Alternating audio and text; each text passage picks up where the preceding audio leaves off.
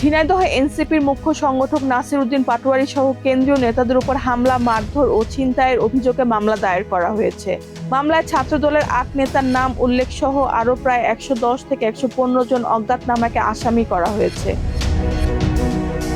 ২২ মে রাতে ঝিনাইদহ সদর থানায় মামলাটি দায়ের করেন এনসিপির কেন্দ্রীয় যুগ্ম সদস্য সচিব তারেকুল ইসলাম তারেক রেজা।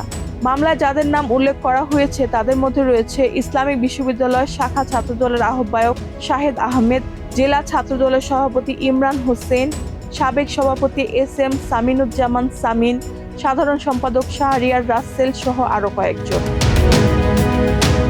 এজাহার সূত্রে জানা যায়, শুক্রবার জুমার নামাজ শেষে ঝিনাইদহ শহরের পুরাতন ডিসি কোর্ট জামে মসজিদ থেকে বের হওয়ার সময় এনসিপি নেতা কর্মীর উপর আতঙ্কিত হামলা চালানো হয়।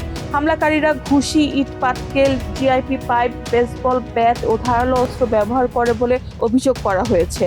হামলায় নাসির উদ্দিন পাটোয়ারী সহ তানাইম, আসিফ, আলামিন, হাসিবুর রহমান, নাহিয়ান খান, নিয়াজ ও অয়ন রহমান খান আহত হন বলেও মামলায় উল্লেখ করা হয়েছে। এছাড়া হামলার সময় একটি ডিএসএলআর ক্যামেরা, মোবাইল ফোন ও নগদ টাকা ছিনতাইয়ের অভিযোগ আনা হয়েছে। যাওয়ার সময় হামলাকারীরা প্রাণনাশের হুমকিও দেন বলে অভিযোগ করা হয়েছে।